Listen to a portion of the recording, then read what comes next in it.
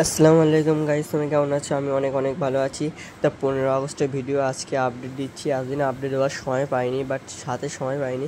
কিন্তু তোমরা অনেকে কমেন্টে করছো যে ভাই তুমি 15 আগস্টে কোথাও যাওনি। হ্যাঁ গিয়েছিলাম, 15 আগস্টে গিয়েছিলাম। ভিডিওটা আজকে আপডেট দিচ্ছি। 15 আগস্টের দিন আপডেট দিতে পারিনি, আই এম সো সরি। তা আজকে এই জায়গার ভিডিও ঘোষবাড়ি পুরো ভিডিওটা আজকে তোমাদের সামনে তুলে ধরলাম। তা আজকে ফার্স্টে বাগান থেকেই শুরু করলাম, কারণ ফার্স্টে আসার সময় এতটা জ্যাম হয়েছিল কি বলবো। তো দেখতে পাচ্ছেন এত মেয়েদের রিয়াকশান ভিডিও, কি বলবো, সবাই স্কুল ড্রেস। আমি ক্যামেরা তুলতে না তুলতে দেখো সবাই দেখছে আমাকে। তা লজ্জা করে তো ভাই ভিডিও করা হবে না, তা কী করছো, লজ্জা শরম বাদ দিয়ে আমি ভিডিও করা শুরু করে দিলাম।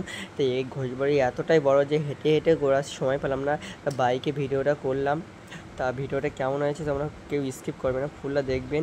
এখানে অবশ্য তোমরা ফটো পিক তোলার জায়গায় পেয়ে যাবে। এখানে অল মানুষ এখানে ফটো পিক তোলে, খুব সুন্দর সুন্দর রিয়াকশান ফটো তোলা যায় বাই দ্য ওয়ে। আর এখানে দেখতে পাচ্ছ নতুন গির্জা তৈরি হচ্ছে। এখানে সমস্ত পশু পাখির সিনারিও আছে, পেয়ে যাবে তোমরা।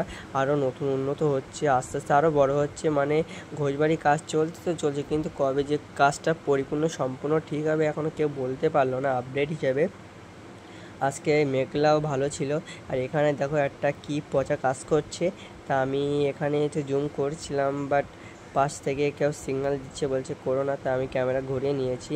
তো এখানকার পশু পাখির রিয়াকশান তোমরা তো দেখতে তো পাচ্ছ। 15 আগস্টের দিন এখানে এসে এতটা যে আমি এনজয় পেয়েছি কি বলবো, আমি কি বলবো। এখানে দেখতে পাচ্ছি সব মেয়েরা, আমি ক্যামেরা করছি তা আমার দিকে সবাই তাকিয়ে আছে।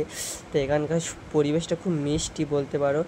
তোমরা একদিন এসে ঘুরে যাবে। তোমরা যদি কেউ লোকেশন জানতে চাও আমার কমেন্টে বলবে, আমি আপনাদের অ্যাড্রেসটা বলে দেবো। এখানে মরণকুম, নাগরদোলা, ঘোড়া, খেলনা, গাড়ি, ডবল প্যাডেলার সাইকেল, সমস্ত রকম খাবার, ফাস্টফুড সব কিছু পেয়ে যাবে। এখানে ঢুকলে তুমি যে একটা আনাজপাতির জন্য বাইরে যেতে হবে তার কোনো দরকার নেই, সমস্ত এ টু জেড জিনিস পেয়ে যাবে। এমনকি ব্যাটারি স্কুটি আছে, জামা কাপড়, আইসক্রিম, স্বাধীনতা জিনিসপত্র, এ টু জেড অল জিনিস তোমরা সমস্ত জিনিস ঘোষবাড়ির মধ্যে পেয়ে যাবে। বিশেষ করে এখানে গরিবের হাটও আছে, এখান থেকেও নিতে পারো। আর একটা রেস্টুরেন্ট দেখতে পাচ্ছ, অনেকে রেস্টুরেন্টে বসে খাওয়া দাওয়া করছিল। আর এটা বলতে গেলে একটা ক্যাফ মতন বলতে পারো। এখানে আগে সব